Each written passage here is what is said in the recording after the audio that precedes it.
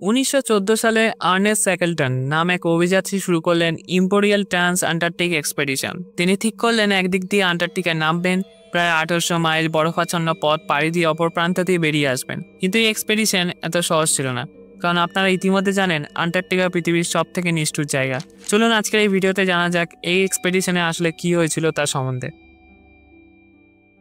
20 শতকের শুরুর দিকে আন্টার্কটিকা ছিল এক চূড়ান্ত পুরস্কার, পৃথিবীর একেবারে দক্ষিণে জমে থাকা এক বিশাল শ্বেতসৌভ ভূমি, যেখানে মানুষের পা পড়েনি বললেই চলে। ব্রিটিশ অভিযাত্রী আর্নেস্ট স্যাকেলটন ছিলেন এমন একজন মানুষ যিনি গৌরব আর আবিষ্কারের এক অদম্য ইচ্ছায় চালিত। তিনি আগে একবার দক্ষিণ মেরুর দিকে যাত্রা করেছিলেন আর প্রায় পৌঁছে গিয়েছিলেন, কিন্তু মাত্র 180 কিলোমিটার দূরে গিয়ে তিনি ফিরে আসার সিদ্ধান্ত নেন। একটি সিদ্ধান্ত যা তার সঙ্গীদের জীবন বাঁচিয়েছিল, কিন্তু তার স্বপ্নকে অসম্পূর্ণ রেখে গিয়েছিল। এরপর 1911 সালে নরওয়ের রোয়াল্ড অ্যামুন্ডসেন প্রথমবারের মতো দক্ষিণ মেরু জয় করেন। তিনি সেখানে নিজের দেশের পতাকা গেঁথে দেন, আর সেই মুহূর্তেই শেষ হয় এক যুগের প্রতিযোগিতা। স্যাকেলটনের কাছে এই ঘটনা ছিল এক মোড় ঘোরানো অধ্যায়। দক্ষিণ মেরু আর লক্ষ্য নয়, সেটা তো কেউ জিতেই নিয়েছে, কিন্তু তখন একটি সাফল্য বাকি ছিল, পুরো আন্টার্কটিকাকে এক প্রান্ত থেকে আরেক প্রান্ত পর্যন্ত অতিক্রম করা, একেবারে দক্ষিণ মেরুর উপর দিয়ে। এটা ছিল এক দুঃসাহসিক স্বপ্ন, এমন স্বপ্ন যা হয়তো একজন মানুষকে অমর করে তুলতে পারে, আবার চিরতরে গ্রাস করতেও পারে। আর স্যাকেলটন স্থির করেছিলেন তিনিই হবেন সেই প্রথম ব্যক্তি। 1914 সালে তিনি ঘোষণা দিলেন এক মহান অভিযানের, the imperial trans Antarctic expedition. পরিকল্পনা ছিল ভয়ঙ্কর, সাহসিকতায় ভরপুর। তিনিও তার দল রওনা দেবে ওয়েডেল সাগরের দিকে, আন্টার্কটিকায় তটভূমিতে নামবে, তারপর প্রায় 1800 মাইল বরফে ঢাকা অজানা ভূমি পেরিয়ে পৌঁছে যাবে রস সাগরে পারে। স্যাকেলটন এদিকে বলছিলেন মানবজাতির শেষ বড় অভিযাত্রা। এই অভিযানকে বাস্তব করতে তিনি তৈরি করালেন এক মজবুত কাঠের জাহাজ, এন্ডিওরেন্স। নরওয়েতে বানানো এই জাহাজ বরফময় সমুদ্র পেরোতে সক্ষম, সৌন্দর্য শক্তির এক চূড়ান্ত প্রতীক। 27 জনের একটি নিখুঁতভাবে বাছাই করা দল নিয়ে সেখানে ছিল বিজ্ঞানী, নাবিক, একজন ফটোগ্রাফার, এমনকি এক চোরাবাহকও। স্যাকেলটন রওনা দিলেন আগস্ট 1914-তে, ঠিক সেই সময় যখন ইউরোপ শুরু হয়ে গেছে বিশ্বযুদ্ধ। বিশাল যাত্রা শুরু হলো। সবার মন ভালো ছিল। জাহাজে ছিল 27 জন পুরুষ, তরুণ, সাহসী আর হয়তো কিছুটা সরল। সামনে কি অপেক্ষা করছে তা তারা আন্দাজও করতে পারেনি। স্যাকেলটন ওদের বলেছিলেন এটা হবে এক আজব অ্যাডভেঞ্চার, সাদা মহাদেশের বুক চিরে পাড়ি জমানোর সুযোগ। কিন্তু প্রকৃতি তার নিজের গল্প লিখে রেখেছিল। জাহাজ যখন ওয়েডেল সাগরে গিয়ে ঢুকলো, তখন চারপাশ বদলাতে শুরু করলো। হাওয়া হয়ে উঠলো ধারালো, আর ঠান্ডা কামড় বসাতে লাগলো হাড়ে। হঠাৎ করে দিগন্ত চোরা বিশাল সাদা বরফের চাদর ভেসে উঠলো সামনে, শান্ত, নীরব আর মাইলের পর মাইল একটানা। প্রথম দিকে এন্ডিউরেন্স তাদের মধ্যে দিয়ে গলে যাচ্ছিল, বরফ ফেটে গিয়েও সরে যেত তার সামনের প্রহারে, কিন্তু প্রতিদিন ফাঁকটা কমতে লাগলো। শেষমেশ 1915 সালের জানুয়ারির এক হাড় কাঁপানো দিনে বরফ পুরোপুরি বন্ধ করে দিল রাস্তা। এন্ডিউরেন্স আটকে গেল, আর এক চুল হয়ে গেল না, যেন বিশাল এক বরফের হাত তাকে চেপে ধরেছে। শুরুতে স্যাকেলটন আশাবাদী ছিলেন, মনে করতেন বরফ তো আবার গলে যাবে আর আমরা বেরিয়ে যাব। রসদ আছে, কুকুর আছে, আর আছে বিশ্বাস।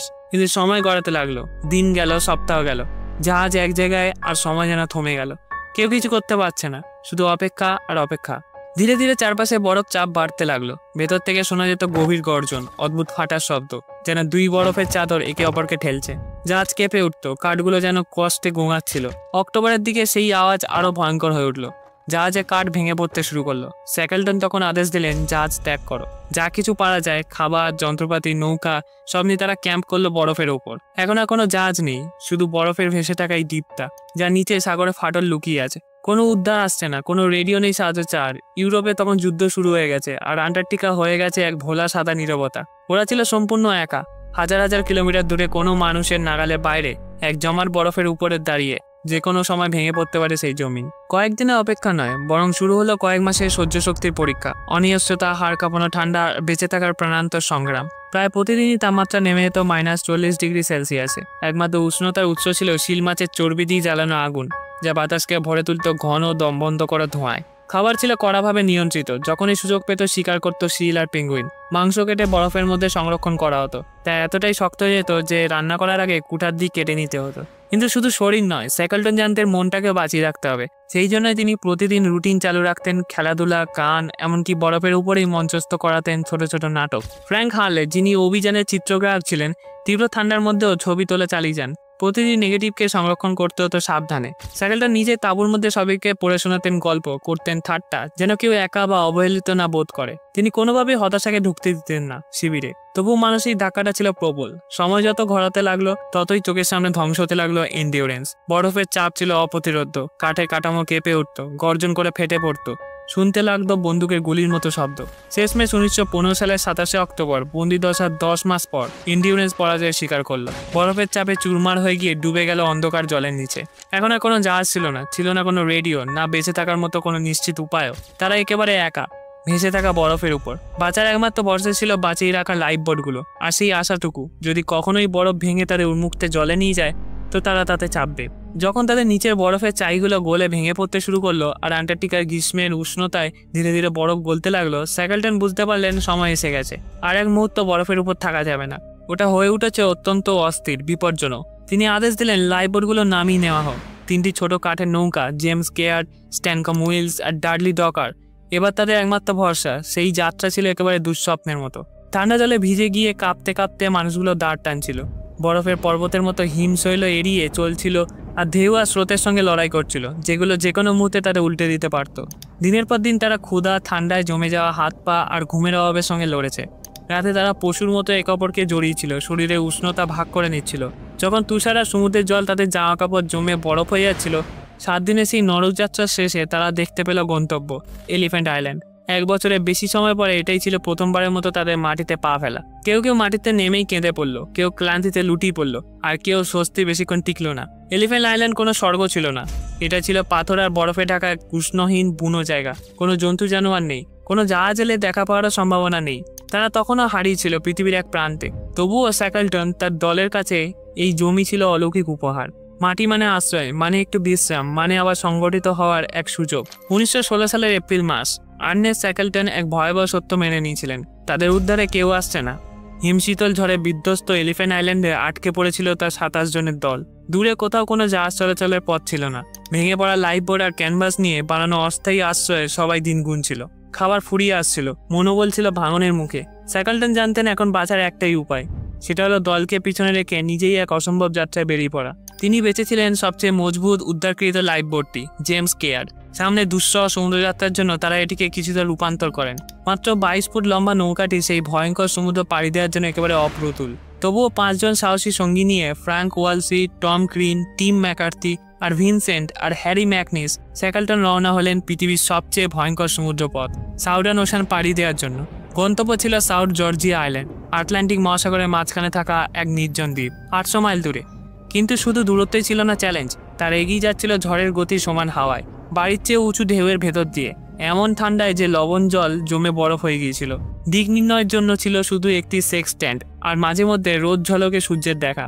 টানা 2 সপ্তাহ দিনরাত এক করে তারা জল সেচেছে, বাঁচার জন্য লড়েছে। ছোট নৌকাটি ঢেউয়ের দোলায় কাঠের টুকরোর মতো ছুটে চলেছিল। এক ভয়ঙ্কর রাতে একটি বিশাল ঢেউ নৌকার উপর আছড়ে পড়ে, প্রায় উল্টে দেয় তাদের। বরফ বৃষ্টি, বোঝাই যাচ্ছিল না তারা উল্টে গেছেন কিনা। ঘুম এসেছিল মুহূর্তের জন্য, তাও ভেজা কাপড়ে হাড় কাঁপানো ঠান্ডায় একে অপরকে গায়ে জড়িয়ে। কিন্তু ফ্র্যাঙ্ক ওয়াসলি আকাশের ফাঁক দিয়ে তারার ঝলকে দিক নির্দেশ ঠিক করতে পেরেছিলেন।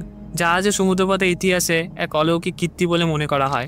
অবশেষে যখন তারা কুয়াশার ফাঁকে সাউথ জর্জিয়ার তীক্ষ্ণ পর্বতচূড়া দেখতে পেল, তাদের হাত ফেটেছে, ঠোঁট ফেটে রক্ত পড়ছে, দেহ ছিল প্রায় ভেঙে পড়া। তারা পৌঁছেছিল, কিন্তু তাদের দুঃস্বপ্ন তখনও শেষ হয়নি। তাদের ছোট নৌকাটি ভেসে এসে থামলো সাউথ জর্জিয়া দ্বীপের দক্ষিণ উপকূলে, ভুল দিকে, কারণ সেখান থেকে সাহায্য পাওয়া সম্ভব ছিল না। সেই তিমি শিকারী ঘাঁটিগুলো ছিল দ্বীপের একেবারে উত্তর দিকে, আর তাদের মাঝে দাঁড়িয়ে ছিল অতিক্রম অযোগ্য পর্বত, হিমবাহ আর প্রাণঘাতী পাহাড়ি পথ, যেগুলো আগে কেউ কখনো পার হয়নি।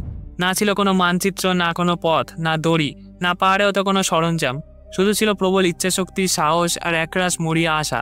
স্যাকেলটন সবচেয়ে দুর্বল 2 জনকে নৌকায় রেখে দিলেন, আর সাথে নিলেন ওয়ার্সলি ও ক্রিনকে। 3 জন বেরিয়ে পড়লেন সেই বরফে ঢাকা অজানা পৃথিবীতে, সাহায্যের খোঁজে, নয়তো মৃত্যুর মুখে। তারা হেঁটেছেন জমে থাকা তুষারের উপর দিয়ে, উঠেছেন খাড়া পর্বতের চূড়ায়, আবার নেমেছেন বরফে ঢাকা ঢালবে কেবল একটা দড়ি ব্যবহার করে, যা বানানো ছিল নৌকার রিগিং দিয়ে। এমন সময় তারা নামছিলেন এক অজানা খাড়াই থেকে। নিচে কি আছে তাও জানতেন না। অন্ধকার, ঠান্ডা আর ঝুঁকি সবকিছুই ছিল তাদের সঙ্গী। 36 ঘন্টায় একটানা চলেছে তাদের এই যাত্রা, একটুও বিশ্রাম ছাড়াই। ঠান্ডা কাঁপিয়ে দিচ্ছিল হাড় পর্যন্ত, কাপড় ভেজা, শরীর ক্লান্ত, কেবল মানসিক জেদই চালিয়ে নিয়ে যাচ্ছিল। কখনো কখনো তারা অদ্ভুত শব্দ শুনতে পেত, হয়তো পাথরে ফাঁক দিয়ে যাওয়া বাতাস, কিংবা নিদ্রাহীন ক্লান্তির কারণে সৃষ্ট মায়া। পরবর্তীতে স্যাকেলটন বলেছিলেন, মনে হচ্ছিল যেন একজন অদৃশ্য চতুর্থ ব্যক্তি তাদের সাথে হাঁটছিল। অবশেষে যখন তারা স্টামনেস নামক তিমি শিকারী ঘাটিতে পৌঁছালেন, ঝলসে যাওয়া মুখ, ছেঁড়া কাপড় আর ক্লান্ত শরীর নিয়ে, তখন কঠিন প্রকৃতির নরওয়েজিয়ান শিকারীরাও চোখের জল আটকাতে পারেনি। স্যাকেলটন যা করলেন তা ছিল অসম্ভবকে সম্ভব করা, কিন্তু তার কাজ তখনও শেষ হয়নি। তাকে ফিরতে হবে এলিফ্যান্ট দ্বীপে বাকি দলকে উদ্ধার করতে।